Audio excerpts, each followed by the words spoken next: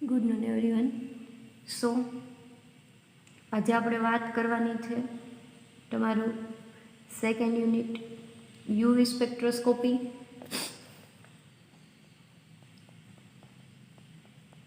Two UV spectroscopy.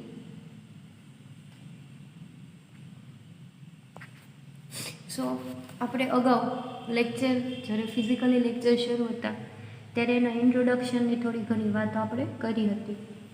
તો એ ઇન્ટ્રોડક્શનને કોઈ revision કરીએ અને પછી છે આપણે ફરીવાર આગળનો ક્વેશ્ચન છે એ સ્ટાર્ટ કરીએ. તો ત્યારે આપણે વાત કરી હતી, તમને પૂછવામાં આવે કે યુવી સ્પેક્ટ્રોસ્કોપી એટલે શું? તો કે યુવી રેઝ એટલે કે પારજાંબલી કિરણો. હવે યુવી રેઝની પહેલાં તો આપણને લેન્થ ખબર હોવી જોઈએ કે કેટલી સ્ટ્રેન્થમાં છે એ પોતાની વિઝિબિલિટી છે એ પ્રેઝન્ટ કરે. તો એની આપણે સ્ટ્રેન્થ જોઈતી કે 100 નેનોમીટરથી 400 નેનોમીટર છે એ યુવીની જે રેન્જ છે એટલે કે પારજાંબલી વિભાગની રેન્જ જોવા મળે છે. આ રેન્જ હતી આપણી પારજાંબલી વિભાગની. પછી યુવીની સાથે રિલેટેડ સ્પેક્ટ્રોસ્કોપી હોય એ છે વિઝિબલ સ્પેક્ટ્રોસ્કોપી એટલે કે દ્રશ્યમાન સ્પેક્ટ્રોસ્કોપી. તો જે આ પારજાંબલી રેન્જ છે એ 100 થી 400 નેનોમીટર હોય છે, જ્યારે 400 નેનોમીટરથી 800 નેનોમીટરની રેન્જ છે એ છે વિઝિબલની એટલે કે દ્રશ્યમાન. તો આ બે રેન્જ વિશે આપણે વાત કરી હતી કે યુવી વર્ણપટમાં છે એ 100 થી 400 નેનોમીટર તરંગ લંબાઈ ધરાવતા તરંગોનો સમાવેશ થાય છે, અને વિઝિબલ એટલે કે દ્રશ્યમાન વિભાગમાં છે એ 400 થી 800 નેનોમીટર તરંગ લંબાઈ ધરાવતા વેવ્સનો છે એ સમાવેશ કરવામાં આવે છે. હવે આ એક યુવી સ્પેક્ટ્રોસ્કોપી છે એને કહેવામાં આવે છે ઇલેક્ટ્રોનિક સ્પેક્ટ્રોસ્કોપી.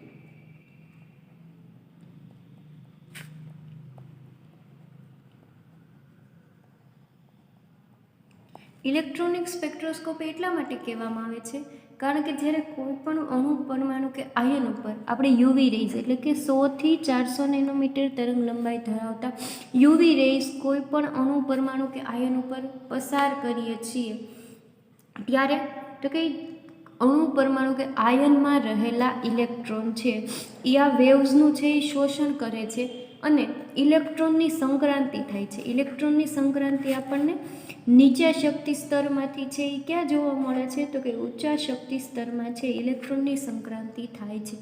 એટલા માટે આ UV spectroscopy is a one type of a electronic spectroscopy એ પણ કહેવામાં આવે છે. તો આ સુધી તમને છે એ ક્લિયર થઈ ગયું હશે. પછી આપણે લાસ્ટ ટાઈમ છે એ લેક્ચરમાં ડેફિનેશન વિશેની વાત કરી હતી કે તમને એવું પૂછે કે યુવી સ્પેક્ટ્રોસ્કોપીનો સિદ્ધાંત છે એ સમજાવો. તો કંઈ કે જ્યારે પારજાંબલી કે દ્રશ્યમાન વિકિરણને પદાર્થ પર આપાત કરવામાં આવે, જ્યારે પારજાંબલી અથવા તો દ્રશ્યમાન વિકિરણને પદાર્થ ઉપર આપાત કરવામાં આવે ત્યારે અણુમાંના છે અણુમાંના ઇલેક્ટ્રોન શક્તિનું શોષણ કરી અને નીચી શક્તિ સપાટીમાંથી ઊંચી શક્તિ સપાટીમાં સંક્રમણ પામે છે. આ શોષણ વર્ણપટને છે યુવી વર્ણપટ અથવા તો ઇલેક્ટ્રોનિક વર્ણપટ તરીકે ઓળખવામાં આવે છે, કારણ કે ઇલેક્ટ્રોનની સંક્રાંતિ થતું હોવાથી આપણે એને કીધું છે ઇલેક્ટ્રોનિક સ્પેક્ટ્રોસ્કોપી.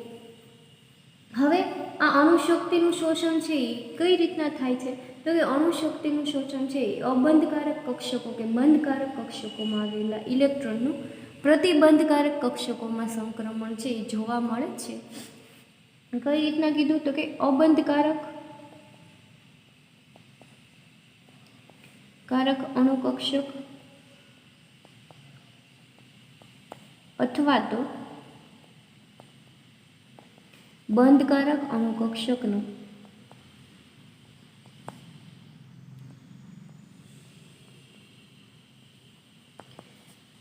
બંધકારક અથવા તો અબંધકારક અણુકક્ષકમાં રહેલા ઇલેક્ટ્રોનનું છે એ તો કે પ્રતિબંધકારક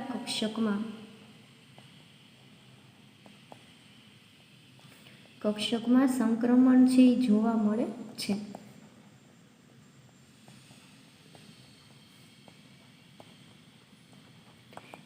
ઇલેક્ટ્રોનનું સંક્રમણ અબંધકારક અણુકક્ષક અથવા તો બંધકારક અણુકક્ષકમાંથી પ્રતિબંધકારક કક્ષકમાં છે એ સંક્રમણ જોવા મળે છે.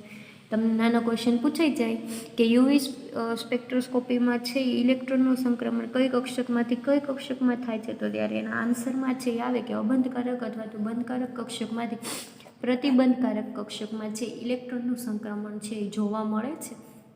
પછી નેક્સ્ટ ક્વેશ્ચન એવો પણ પૂછાઈ શકે કે યુવી સ્પેક્ટ્રોસ્કોપીને બીજા કયા નામથી ઓળખવામાં આવે છે, અને તો એને કહેવામાં આવે છે ઇલેક્ટ્રોનિક સ્પેક્ટ્રોસ્કોપી.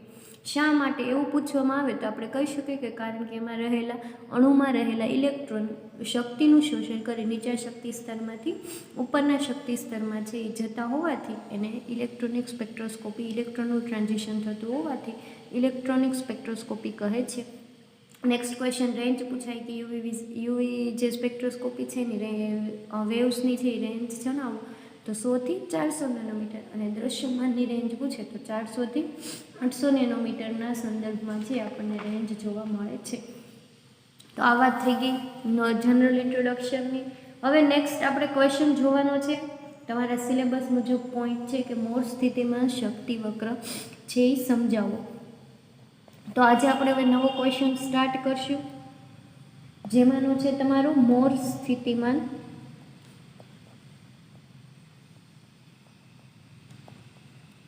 શક્તિ વક્ર. આના વિશે છે આજે આપણે વાત કરવાની છે, મોર સ્થિતિમાન શક્તિ વક્રની. હવે મોર સ્થિતિમાન શક્તિ વક્ર છે એ એક પ્રકારનો ગ્રાફ છે, જે એનર્જી લેવલ ડાયાગ્રામ છે. અહીંયા તમને એવું કીધું કે શક્તિ વક્ર એટલે કે એનર્જીનો જે એક વક્ર ટાઈપનો ગ્રાફ જોવા મળે છે. તો હવે એ ગ્રાફ છે એ શેના વિરુદ્ધ શેનો દોરવામાં આવે છે, તો મોર સ્થિતિમાન શક્તિ વક્ર છે એ પરમાણુ કેન્દ્ર વચ્ચેનું અંતર અને પરમાણુ કેન્દ્ર અને પરમાણુની જે સ્થિતિ શક્તિ છે એની આ બે જે પેરામીટર છે એને ખ્યાલમાં રાખી અને ગ્રાફ ડ્રો કરવામાં આવે છે. જો મારે ડેફિનેશન ફોર્મમાં કેવું હોય તો એવી રીતના કહી શકું કે પ્રણાલીની સ્થિતિ શક્તિ અને આંતર પરમાણુ કેન્દ્રીય અંતર વચ્ચેના ગ્રાફને છે મોર સ્થિતિમાન શક્તિ વક્ર કહેવામાં આવે છે. તમને પૂછે કે મોર સ્થિતિમાન શક્તિ વક્ર એટલે શું, તો તમે કહી શકો કે પ્રણાલીની સ્થિતિ શક્તિ, પ્રણાલીની સ્થિતિ શક્તિ અને આંતર પરમાણુ કેન્દ્ર વચ્ચેના આંતર પરમાણુ કેન્દ્રીય અંતર વચ્ચેના ગ્રાફને મોર સ્થિતિમાન શક્તિ વક્ર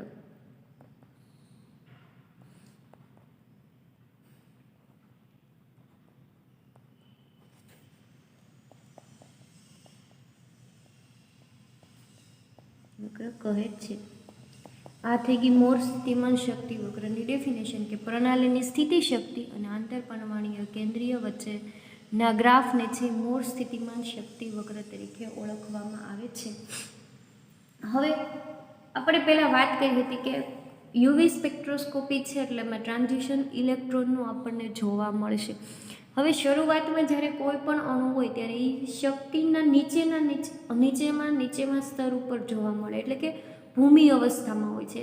જ્યારે એના ઉપર કોઈ વેવ્સ આપાત નથી કરતા ત્યારે એની પાસે કોઈ પ્રકારની એનર્જી છે એ જોવા મળશે નહીં, એટલે આપણે એમ કહી શકીએ કે એ ધરા સ્થિતિમાં અથવા તો નીચેના શક્તિ સ્તરમાં છે. માનો કે આપણે હવે ગ્રાફ ડ્રો કરીએ, મોર સ્થિતિમાન શક્તિ વક્ર છે એ ગ્રાફ ડ્રો કરીએ આપણે, જેમાં બે સ્કેલનો યુઝ કરીએ છીએ, એક્સ અક્ષિસ અને વાય અક્ષિસ. તો એક અક્ષિસ ઉપર આપણે લેવાનું છે કે પરમાણુ કેન્દ્ર વચ્ચેનું અંતર,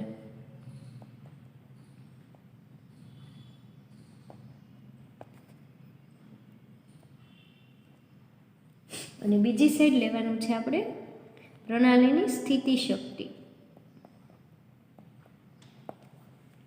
તો આ બે પેરામીટરને ખ્યાલમાં રાખીને ગ્રાફ ડ્રો કરવામાં આવે છે. આ બે પેરામીટર આપણે જોઈ લીધા.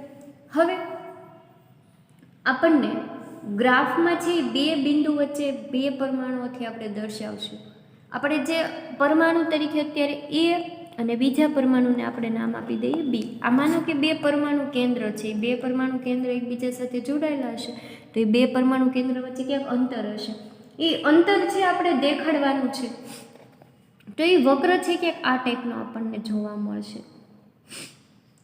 હવે માની લો કે અહીંયા આ એ પરમાણુનું કેન્દ્ર છે અને અહીંયા છે એ બી પરમાણુનું કેન્દ્ર છે. આ જે રેખા દર્શાવે છે એ બે પરમાણુ કેન્દ્ર વચ્ચેનું અંતર છે એ દર્શાવે છે. જે આ છે એ હું એને કહી દઉં કે ગામા 0 છે એ લઘુત્તમ અંતર દર્શાવે છે. કોના વચ્ચેનું? તો કે પરમાણુ કેન્દ્ર એ અને પરમાણુ કેન્દ્ર બી વચ્ચેનું લઘુત્તમ એટલે કે ઓછામાં ઓછું કેન્દ્ર છે એ દર્શાવે છે. હવે જ્યારે અંતર છે એ ગામા 0 લઘુત્તમ હશે ત્યારે એની સ્થિતિશક આ જે જોઈએ આપણે છીએ આ પરમાણુ કેન્દ્ર વચ્ચેનું અંતર તો કે લઘુત્તમ છે. અહીંયા હશે, અહીંયા અક્ષ ઉપર છે આપણે સ્થિતિ શક્તિ દર્શાવી છે. તો જ્યારે અંતર લઘુત્તમ હશે ત્યારે સ્થિતિ શક્તિ પણ કેટલી હશે? તો કે લઘુત્તમ છે એ જોવા મળશે. એટલે કે આપણે સ્થિતિ શક્તિને દર્શાવીએ તો એને એમ કહી શકું કે V0 છે એ સ્થિતિ શક્તિ, જ્યારે ગામા 0 લઘુત્તમ અંતર છે તો V0 સ્થિતિ શક્તિ છે એ લઘુત્તમ સ્થિતિ શક્તિ છે, અથવા તો શૂન્ય સ્થિતિ શક્તિ પણ હું એને કહી શકું, લઘુત્તમ અથવા તો શૂન્ય સ્થિતિ શક્તિ. આ બે વસ્તુ આપણે દર્શાવી દીધી કે આ પરમાણુ કેન્દ્ર એ અને પરમાણુ કેન્દ્ર બી વચ્ચેનું લઘુત્તમ અંતર ગામા 0 છે ત્યારે એની સ્થિતિ શક્તિ V0 છે એ શૂન્ય અથવા તો લઘુત્તમ સ્થિતિ શક્તિ છે એ જોવા મળે છે. હવે આપણે કહી શકીએ છીએ કે બે પરમાણુ વચ્ચેનું અંતર જેમ જેમ વધે છે તેની આ માનો કે અત્યારે લઘુત્તમ છે, પછી ઉપર જતા જશું પરમાણુ કેન્દ્રનું તો કે જેમ અંતર વધતું જશે એમ એની સ્થિતિ શક્તિ સાથે સાથે વધતી જવાની છે. પહેલાં લઘુત્તમ હતી, પછી જેમ જેમ સ્ટેપ બાય સ્ટેપ છે આગળ વધશું નીચેના શક્તિ સ્તરમાંથી જેમ ઉપરના શક્તિ સ્તર તરફ જતા જશું એમ લઘુત્તમ અંતર મીન્સ કે એનું અંતર વધવાની સાથે લઘુત્તમ જે સ્થિતિ શક્તિ છે એ લઘુત્તમમાંથી છે એ વધી અને થોડી ક્યાંક વધતી જશે. તો આ મુજબ છે એ જોશે. હવે હું એમ કહું છું કે આ બે પરમાણુ વચ્ચેનું અંતર આપણે વધાર્યું તો એની સ્થિતિ શક્તિમાં અહીંયા કેટલી હતી? તો કે V0, એના જગ્યાએ હવે કેટલી થઈ જશે? V1. પછી એનાથી આગળ એક સ્ટેપ જઈએ તો એની સ્થિતિ શક્તિ V1માંથી થશે V2 અને એનાથી હજી વધારે આગળ જાય ત્યારે એની સ્થિતિ શક્તિ V2માંથી થશે V3. પહેલાં લઘુત્તમ હતી V0, પછી એમાંથી થઈ V1, પછી આગળ જ્યારે ફર્ધર પરમાણુનું આપણે કેન્દ્ર વચ્ચેનું અંતર જેમ વધાર્યું એમ એની સ્થિતિ શક્તિ વધી V1માંથી થઈ V2. ફરીવાર પરમાણુ કેન્દ્ર વચ્ચેનું અંતર આપણે વધાર્યું એટલે એની સ્થિતિ શક્તિ V2માંથી થઈ ગઈ V3. એક સમય એવો આવશે કે જે પરમાણુ છે એ બાહ્ય શક્તિનું શોષણ એકદમ છે એ શોષણ કરશે, એટલે કે અહીંયા આપણને એક પ્રકારની જ્યારે અહીંયા કરવા આવશે ત્યારે એક પ્રકારનું ડી પોઈન્ટ મળશે જેને કહેવામાં આવે છે વિયોજન સ્થિતિ. ક્યારે? કે જ્યારે એક સમય એવો આવશે કે જેમ બે પરમાણુ કેન્દ્ર વચ્ચેનું અંતર વધારતા જશે એમ એની સ્થિતિ શક્તિ વધતી જશે અને એક પોઈન્ટ એવો આવશે કે V3 થી જ્યારે આપણે વધારે એની સ્થિતિ શક્તિ વધારીએ અથવા તો અંતર વધારીએ એટલે એ જે અણુ છે બે પરમાણુ વચ્ચે બે પરમાણુ કેન્દ્ર એનું થઈ જશે વિયોજન. એટલે કે પછી સતત એક સરખો વર્ણપટ છે એ જોવા મળશે, વધતો કે ઘટતો વર્ણપટ છે એ જોવા મળશે નહીં. અહીંયા જ્યારે ડી પોઈન્ટ આવશે ત્યારે એક સમય એવો આવશે કે આ બંને પરમાણુ કેન્દ્રનું વિયોજન થઈ જશે. તો આ જે ગ્રાફ છે એ એમ કહી શકું કે આ ભૂમિ સ્થિતિ, જ્યારે પરમાણુ છે એ ભૂમિ સ્થિતિ એટલે કે ધરા સ્થિતિમાં હોય છે ત્યારે આ પ્રકારનો આપણને ગ્રાફ છે એ જોવા મળે છે. તો હવે આનું ડિસ્ક્રિપ્શન ફોર્મ જોવું હોય તો આપણે કહી શકીએ કે ગ્રાફમાં બિંદુ A અને B એ બે પરમાણુ કેન્દ્ર વચ્ચેનું અંતર છે એ દર્શાવે છે. આ પરમાણુ A અને આ પરમાણુ B બે પરમાણુ કેન્દ્ર વચ્ચેનું અંતર છે એ દર્શાવે છે. પછી નેક્સ્ટ પોઈન્ટ આપણે એવું કહી શકીએ કે બે પરમાણુ વચ્ચેનું અંતર ઓછામાં ઓછું ગામા લઘુત્તમ અંતર ક્યારે છે? કેટલું છે? તો કે ગામા 0 હોય છે ત્યારે તેની સ્થિતિ શક્તિ છે V0 હોય છે, એટલે કે સ્થિતિ શક્તિ પણ લઘુત્તમ અથવા તો શૂન્ય હોય છે, જેને આપણે શૂન્ય સ્થિતિ શક્તિ તરીકે પણ ઓળખી શકીએ. હવે નેક્સ્ટ પોઈન્ટ આપણે કહેવાય તેમ કહી શકીએ કે બે પરમાણુ વચ્ચેનું અંતર જેમ જેમ વધે છે તેમ તેની સ્થિતિ શક્તિ પણ વધે છે. આ બે પરમાણુ કેન્દ્ર વચ્ચેનું અંતર અહીંયા છે એ ઓછું હતું, એનાથી એક સ્ટેપ આગળ જાય એટલે પરમાણુ કેન્દ્ર વચ્ચેનું જેમ અંતર વધ્યું એમ એની સ્થિતિ શક્તિ વધી. સ્થિતિ શક્તિ કેવી વધી? તો કે V0 માંથી V1 થઈ. પાછું પરમાણુ કેન્દ્ર વચ્ચેનું અંતર વધાર્યું તો V1 માંથી સ્થિતિ શક્તિ વધી અને V2 થઈ. ફરીવાર પરમાણુ કેન્દ્ર વચ્ચેનું અંતર વધાર્યું તો સ્થિતિ શક્તિ V2 માંથી વધી અને V3 છે એ જોવા મળે છે. એટલે આપણે કહી શકીએ કે બે પરમાણુ વચ્ચેનું અંતર જેમ જેમ વધે છે તેમ તેની સ્થિતિ શક્તિ પણ વધે છે, જે ગ્રાફમાં આપણે V1, V2 અને V3 વડે દર્શાવેલી છે. હવે વાત કરીએ કે બિંદુ ડીની, તો કે જે બિંદુ ડી છે એ અણુની વિયોજન શક્તિ છે એ દર્શાવે છે. આના કરતાં જો વધારે શક્તિ આપવામાં આવે તો અણુનું છે એ વિયોજન થઈ જાય છે. જ્યારથી ડી બિંદુની અંદરની જે શક્તિ સપાટી હશે ત્યારે અણુનું વિયોજન થતું નથી, પરંતુ આ ડી બિંદુ કરતાં જો તમે વધારે સ્થિતિ શક્તિ અથવા તો વધારે પરમાણુ કેન્દ્ર વચ્ચે અંતર રાખો તો અણુનું છે એ વિયોજન થઈ જશે. એટલે કે બે પરમાણુમાંથી એક અણુ બન્યો તો એ અણુ છે આખું વિખાઈ જશે, એટલે કે એને કહેવાય વિયોજન થઈ ગયું. તો કે ડી બિંદુ કરતાં વધારે જો તમે શક્તિ આપો તો અણુનું વિયોજન છે એ થઈ જશે.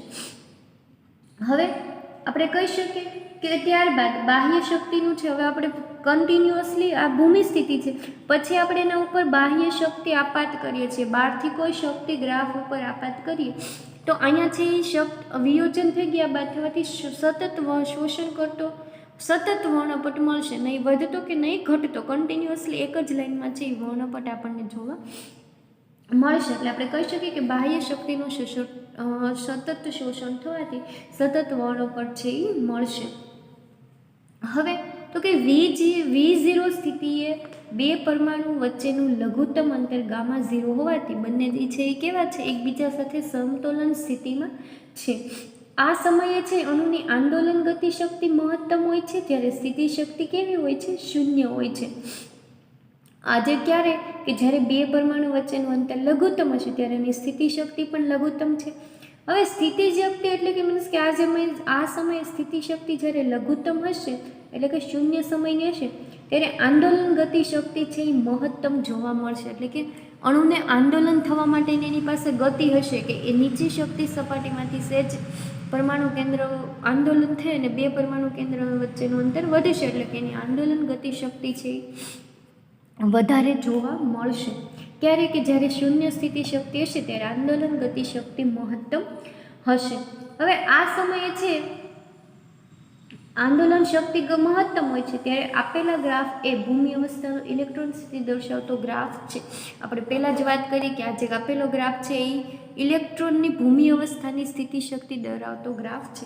અહીંયા પરમાણુ ભલે બે કેન્દ્ર લીધા પણ સંક્રમણ કોનું આપણને જોવા મળશે? ઇલેક્ટ્રોનનું સંક્રમણ છે એ સંક્રમણ થવાથી સ્થિતિ શક્તિમાં ફેરફાર જોવા મળશે. હવે જ્યારે ભૂમિ અવસ્થામાંથી છે આ પરમાણુ કેન્દ્રો શક્તિનું શોષણ કરશે એટલે છે એ ઉત્તેજિત અવસ્થામાં જોવા મળશે. હવે ઉત્તેજિત અવસ્થામાં પણ આ ગ્રાફ છે વિવિધ શક્તિ સપાટીઓ દર્શાવશે. તો હવે આપણે વાત કરવાની છે કે જ્યારે ધરા સ્થિતિમાંથી પરમાણુ છે એ ઉત્તેજિત સ્થિતિમાં જશે ત્યારે ગ્રાફમાં છે એ શું ચેન્જીસ જોવા મળશે. તો હવે આપણે એના વિશેની વાત જોઈ લઈએ. જે ઉપરનો ગ્રાફ હતો એ ભૂમિ અવસ્થાની સ્થિતિ શક્તિ ધરાવે છે. ફરીવાર ગ્રાફ ડ્રો કરી અને જોશું કે ઉત્તેજિત અવસ્થામાં કેવું જોવા મળે છે. બે પેરામીટર તો સેમ જ રહેશે કે સ્થિતિ શક્તિ અને આ છે પરમાણુ કેન્દ્ર વચ્ચેનું અંતર.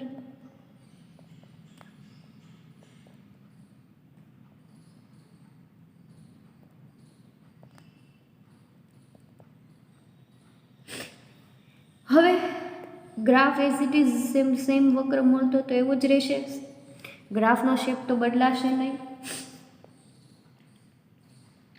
આ બે આપણે પરમાણુ કેન્દ્ર લીધા હતા એ અને બી.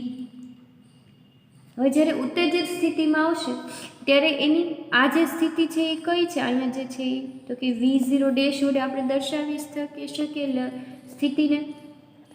પછી જેમ જેમ છે એ લઘુત્તમ અંતર છે એ વધતું જશે એમ સ્થિતિ શક્તિ વધતી જશે. ભૂમિ અવસ્થામાં V1 હતી તો ઉત્તેજિત અવસ્થામાં આપણે V1 ડેશ વડે દર્શાવીએ, પછી V2 ને આપણે દર્શાવી શકીએ V2 ડેશ વડે અને V3 ને આપણે દર્શાવીએ V3 ડેશ વડે. અહીંયા જે આપણને પોઈન્ટ મળ્યો તો એ હતી આપણી ડી બિંદુ અને જેને આપણે કીધું હતું વિયોજન સ્થિતિ. આ જે ગ્રાફ દર્શાવે છે એ ઉત્તેજિત સ્થિતિનો ગ્રાફ છે.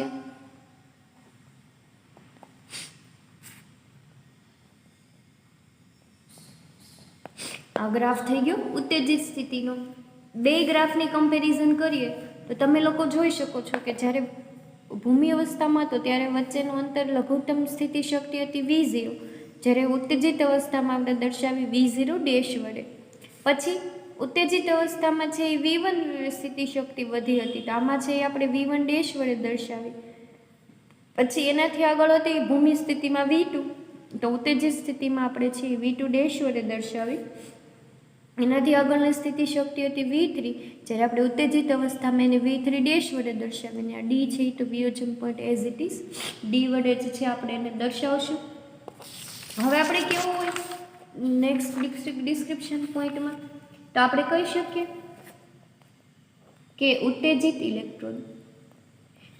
ઇલેક્ટ્રોનની આંદોલન શક્તિ સપાટી કઈ કઈ થઈ આપણે V0 dash, V1 dash, V2 dash અને V3 ડેશ વડે છે વગેરે જેવી શક્તિ સપાટીઓ હોય છે.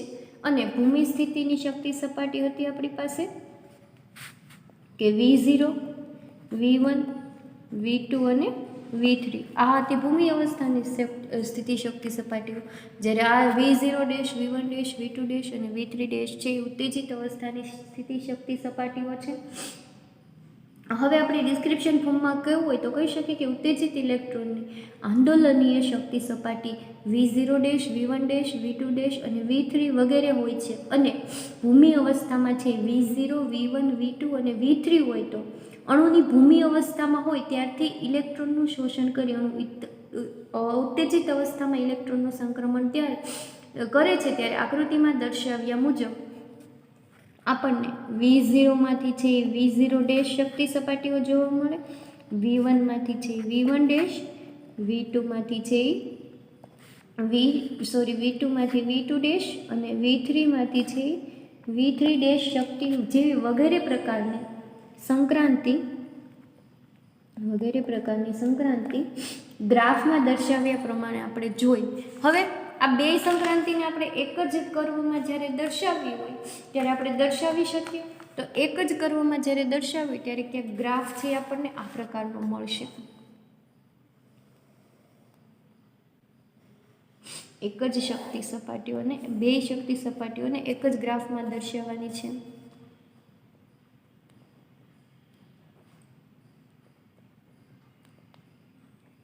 આ છે એની સ્થિતિ શક્તિ અને આ દર્શાવે છે પરમાણુ કેન્દ્ર વચ્ચેનું અંતર.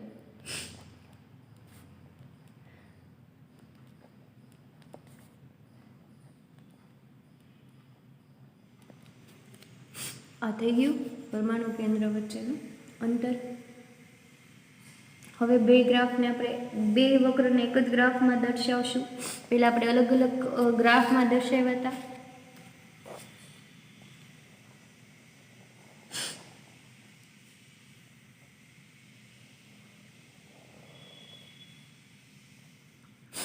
આ બે મેં વક્રને એક જ ગ્રાફમાં અત્યારે દર્શાવ્યા છે. આ જે છે એ ભૂમિ અવસ્થા દર્શાવે છે અને આ જે છે એ ઉત્તેજિત અવસ્થા દર્શાવે છે.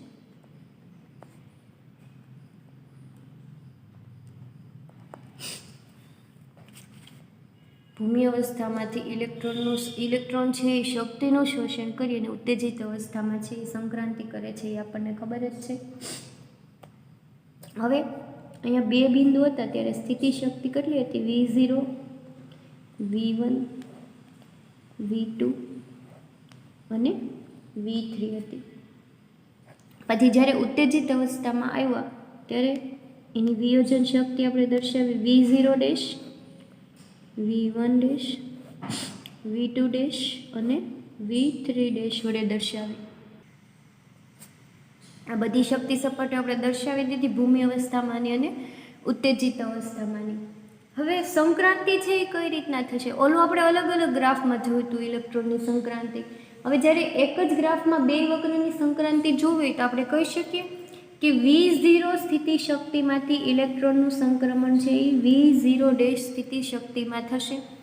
એવી જ રીતના V1 સ્થિતિ શક્તિ સપાટીમાંથી ઇલેક્ટ્રોનનું સંક્રમણ V1 ડેશ સ્થિતિ શક્તિ સપાટીમાં થશે. એઝ ઇટ ઇઝ કે V2 માંથી છે ઇલેક્ટ્રોનનું સંક્રમણ V2 ડેશ સ્થિતિ શક્તિ સપાટીમાં થશે. અને જે લાસ્ટ વધી છે V3 શક્તિ સપાટી, એનું સંક્રમણ તો કે V3 માંથી સંક્રમણ થશે V3 ડેશ શક્તિ સપાટીઓમાં. તો આવી રીતના છે ભૂમિ અવસ્થામાંથી ઉત્તેજિત અવસ્થામાં છે ઇલેક્ટ્રોનની સંક્રાંતિ આપણને જોવા મળે છે. હવે તમને ખ્યાલ આવી ગયો છે. પહેલાં આપણે બે અલગ અલગ ગ્રાફ થ્રુ જોઈ હતી ઇલેક્ટ્રોનની સંક્રાંતિ.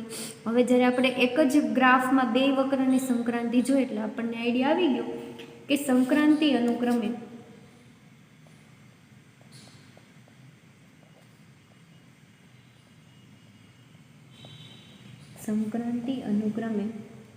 ઝીરોમાંથી ઝીરો સ્થિતિ શક્તિ સપાટીમાં એટલે કે V0માંથી V0માં જ થાય છે.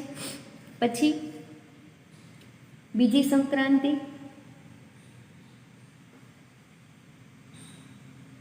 V1માંથી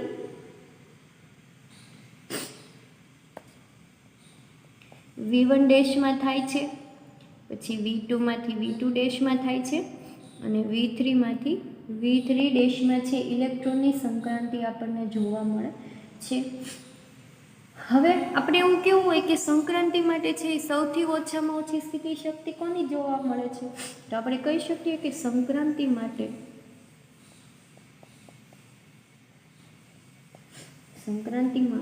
સૌથી ઓછી શક્તિ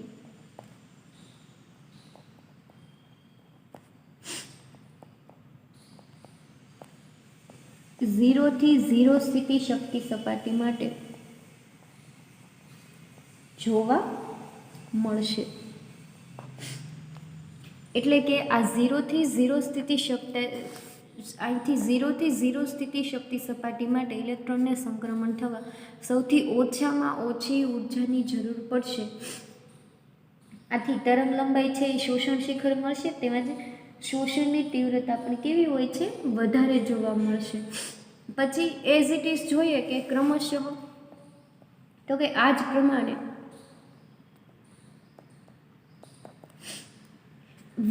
V1માંથી V1 ડેશમાં સંક્રમણ થવા માટે છે, અથવા તો V2માંથી V2 ડેશમાં અને V3માંથી છે V3 ડેશમાં જે સંક્રમણ થવા માટે ક્રમશઃ શક્તિ કેવી થશે?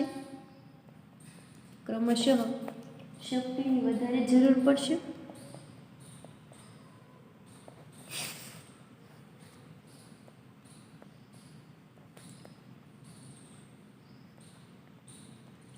ક્રમશઃ શક્તિ કેવી થશે? વધતી જશે. આથી શોષણનું શિખર છે એ સૌથી ઓછી તરંગ લંબાઈ હોય છે. આપણે કહી શકીએ આથી શોષણ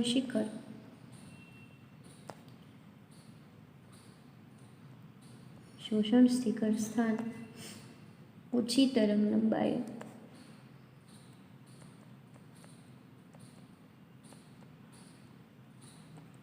હોય છે.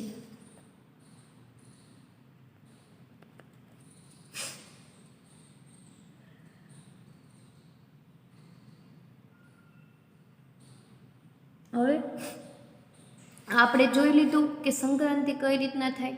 હવે આ જે ઉપરની ત્રણેય સંક્રાંતિ છે એનો યુવી વર્ણપટ જોવું તો આપણને ક્યાંક આ ટાઈપનો છે યુવી વર્ણપટ જોવા મળે કે છે. હવે વર્ણપટ છે એ તરંગ લંબાઈ વિરુદ્ધ શોષણનો હોય છે.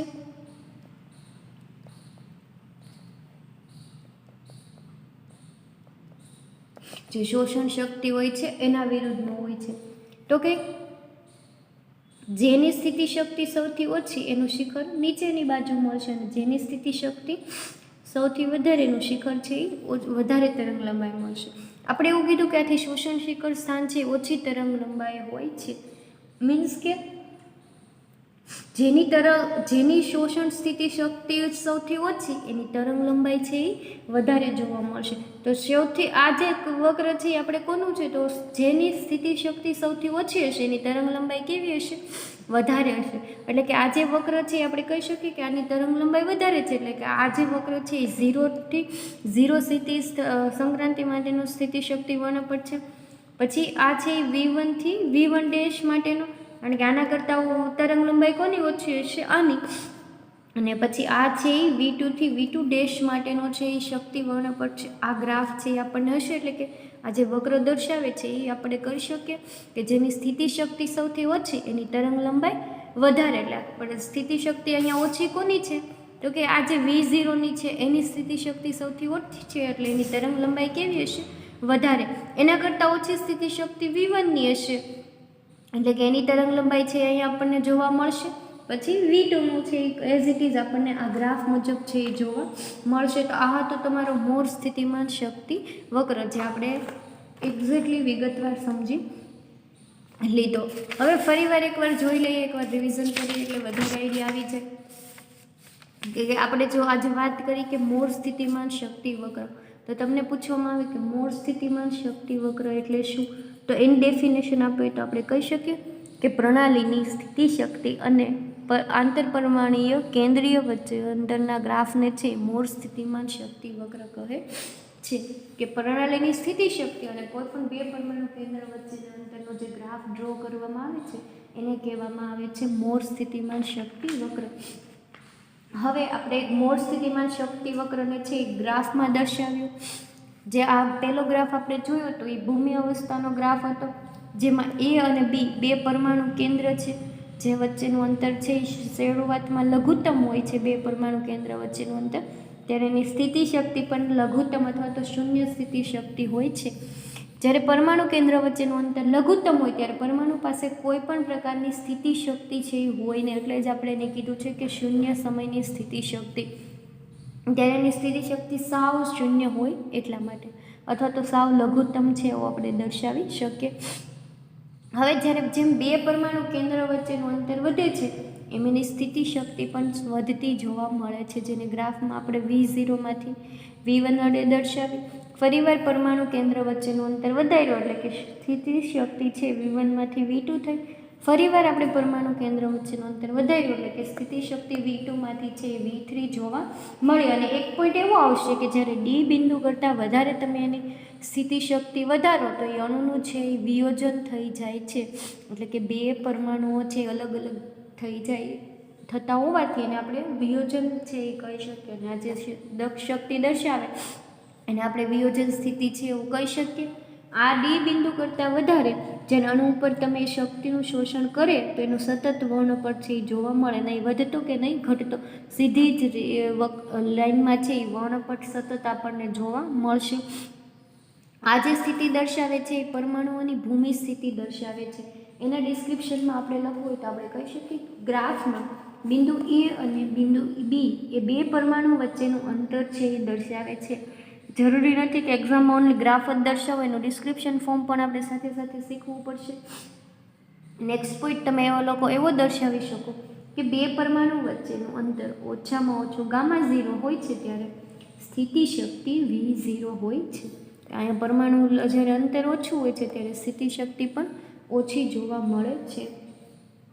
પછીનો નેક્સ્ટ પોઈન્ટ કે બે પરમાણુઓનો વચ્ચેનું અંતર જેમ જેમ વધે છે તેમ તેની સ્થિતિ શક્તિ પણ છે એ વધે જ છે.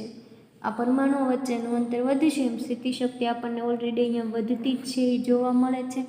એટલે કે V0માંથી V1, V1માંથી V2 અને V2માંથી સ્થિતિ શક્તિ V3 એમ અલગ અલગ આપણે ગ્રાફમાં દર્શાવેલ છે. પછીનો નેક્સ્ટ પોઈન્ટ એવો આવે કે બિંદુ D છે એ વિયોજન શક્તિ દર્શાવે છે. આના કરતાં જો તમે વધારે શક્તિ આપો તો અણુનું છે એ વિયોજન થઈ જાય છે. વિયોજન એટલે કે અણુઓનું વિખાઈ જવું. કોઈ અણુ બન્યો હોય એમાંથી બે પરમાણુ છે એ સાવ અલગ બની જાય. આપણને ખબર છે કે અણુ શેનાથી બને છે, તો કે એ બે અથવા તો બે કરતાં વધારે પરમાણુઓના જોડાણથી અણુની રચના થાય છે.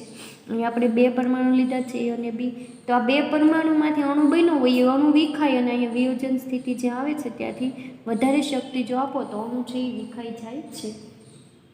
એટલે કે જે બિંદુ ડી છે એ વિયોજન સ્થિતિ દર્શાવે છે. આના કરતાં વધારે શક્તિ આપવામાં આવે તો અણુનું વિયોજન થઈ જાય છે. અને પછી ત્યારબાદ બાહ્ય શક્તિનું જો સતત શોષણ કરે તો આપણને વર્ણપટ સતત છે એ જોવા મળે છે. આ વાત થઈ ગઈ ભૂમિ સ્થિતિની. હવે V0 સ્થિતિ શક્તિ છે એ બે પરમાણુ વચ્ચેનું લઘુત્તમ અંતર હોવાથી બંને છે એ કેવા હશે, પરમાણુ સમતોલન સ્થિતિમાં હશે. તો જ્યારે સંતુલન સ્થિતિમાં હશે ત્યારે અણુની સ્થિતિ શક્તિ કેવી હોય છે, શૂન્ય હોય છે, ત્યારે એની આંદોલન ગતિ શક્તિ મહત્તમ જોવા મળશે. આ એક પોઈન્ટ યાદ રાખવો જરૂરી છે કે જ્યારે સ્થિતિ શક્તિ શૂન્ય હોય છે ત્યારે અણુની આંદોલન ગતિ શક્તિ વધારે એટલે કે મહત્તમ જોવા મળે છે. જ્યારે સ્થિતિ શક્તિ શૂન્ય હશે ત્યારે અણુઓની આંદોલન ગતિ શક્તિ મહત્તમ જોવા મળશે.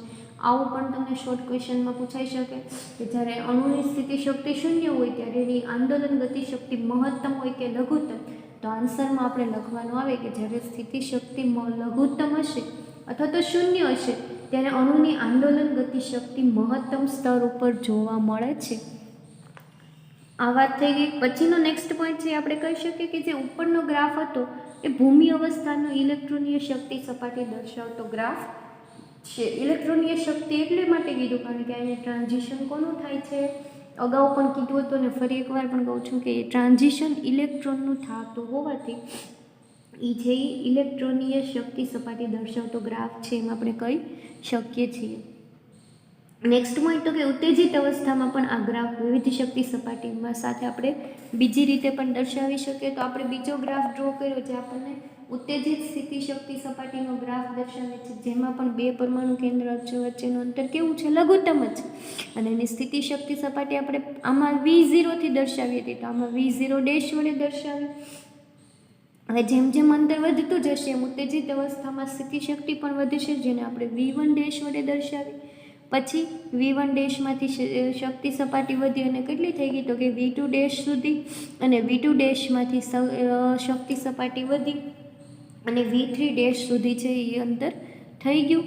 ત્યારબાદ વિયોજન શક્તિથી આગળ જો અણુઓનું શક્તિનું શોષણ કરે તો અણુઓનું વિયોજન થઈ જાય છે. જેમ ધરા સ્થિતિમાં પણ વિયોજન થતું હતું એમ ઉત્તેજિત સ્થિતિમાં પણ અણુનું વિયોજન થઈ જ જશે જ્યારે ડી બિંદુ કરતાં વધારે શક્તિનું જો શોષણ કરશે ત્યારે. તો આ ગ્રાફ છે ઉત્તેજિત અવસ્થાનું છે. હવે આપણે કહી શકીએ જેમ ધરા સ્થિતિમાં એની સ્થિતિ શક્તિ હતી V0 V1 V2, એમ ઉત્તેજિત સ્થિતિમાં એની સ્થિતિ શક્તિ આપણે દર્શાવી શકીએ કે V0 dash V1 dash V2 dash અને V3 ડેશ, જેને આપણે દર્શાવી કે ઉત્તેજિત અવસ્થાની સ્થિતિ શક્તિ V0 dash V1 dash V2 અને V3 ડેશ વડે ભૂમિ અવસ્થાની જ્યારે એ શક્તિ હતી V0 V1 V2 અને V3. તો આપણે કેવું હોય તો કહી શકીએ કે અણુઓનું આંદોલન એટલે કે સંક્રાંતિ છે એ V0માંથી V1 ડેશમાં થાય છે, પછી V1 ડેશમાં V1માંથી V1 ડેશમાં થાય છે, V2માંથી છે એ V2 ડેશમાં થાય છે અને V3માંથી છે એ V3 ડેશમાં છે અણુઓનું આંદોલન છે એ જોવા મળે છે. એટલે કે આંદોલન અથવા તો એની સંક્રાંતિ છે એ જોવા મળે છે. પછી બંને જે વક્ર છે આપણે એને એક જ ગ્રાફમાં દર્શાવ્યા. ગ્રાફ તો આપણને ખબર જ છે કે પરમાણુ કેન્દ્ર વચ્ચેનું અંતર અને સ્થિતિ શક્તિ વચ્ચેનો છે. આ બે વક્ર છે એ દર્શાવ્યા. પહેલો વક્ર ભૂમિ અવસ્થાનો છે અને સેકન્ડ ઉપરનો જે વક્ર છે એ ઉત્તેજિત અવસ્થાનો વક્ર છે. આપણે જોયું કે ભૂમિ અવસ્થાની શક્તિ સપાટીમાંથી જ્યારે ઇલેક્ટ્રોન ઉત્તેજિત અવસ્થામાં થાય છે ત્યારે ઇલેક્ટ્રોનનું સંક્રમણ V0 સ્થિતિ શક્તિ સપાટીમાંથી V0 ડેશ સ્થિતિ શક્તિ સપાટીમાં થાય છે. પછી V1 સ્થિતિ શક્તિ સપાટીમાંથી ઇલેક્ટ્રોનનું સંક્રમણ V1 ડેશ સ્થિતિ શક્તિ સપાટીમાં થાય છે. તેવી જ રીતે V2 ડેશમાંથી ઇલેક્ટ્રોનનું સંક્રમણ V2 ડેશ સ્થિતિ શક્તિ સપાટીમાં થશે અને એવી જ રીતના V3 શક્તિ સપાટીમાંથી ઉત્તેજિત અવસ્થામાં ઇલેક્ટ્રોનનું સંક્રમણ V3 ડેશ શક્તિ સપાટીમાં છે એ જોવા મળે છે. પછી સંક્રાંતિ અનુક્રમે આપણે દર્શાવી શકીએ કે 0 to 0, V1 થી V1 ડેશ, V2 થી V2 ડેશ અને V3 ડેશ. હવે સંક્રાંતિ માટે છે એ સૌથી ઓછી શક્તિની જરૂર ક્યાં પડશે તો કે V0 માંથી V0 ડેશ માટે.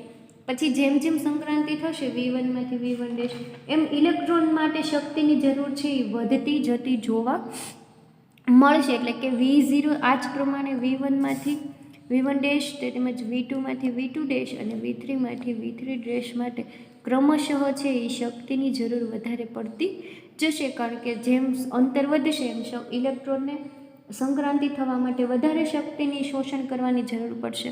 એટલે એનામાં શક્તિ છે એ ક્રમશઃ વધતી જોવા મળશે. તો આ જોઈ લીધું કે આપણે બંને વક્રને એક જ ગ્રાફમાં કે ઇલેક્ટ્રોનનું સંક્રમણ છે એ કઈ રીતના થાય છે. આ સંક્રમણ છે એ ક્યારે શક્ય બને છે કે જ્યારે કોઈ પણ અણુ છે ઇલેક્ટ્રોનનું શોષણ કરે ત્યારે. પછી આપણે કીધું કે શોષણ શિખર સ્થાન છે એ ઓછામાં ઓછી તરંગ લંબાઈ પર હોય છે અને એનો ગ્રાફ આપણે એનો ગ્રાફ દર્શાવ્યો કે જે સૌથી વધારે તરંગ લંબાઈવાળો ગ્રાફ છે એ 0 થી 0 સંક્રાંતિ માટેનું છે.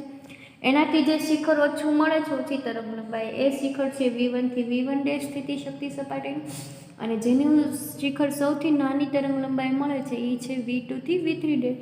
હજી V3 ડેશનું દર્શાવીએ તો એ સાવ ઓછી તરંગ લંબાઈ છે આપણે દર્શાવી શકીએ. તો આ હતો તમારો આજનો ક્વેશ્ચન કે જે હતો બોર સ્થિતિમાન શક્તિ વક્ર અને ઘણીવાર એક્ઝામમાં પૂછાયેલો ક્વેશ્ચન છે. Thank you all of you.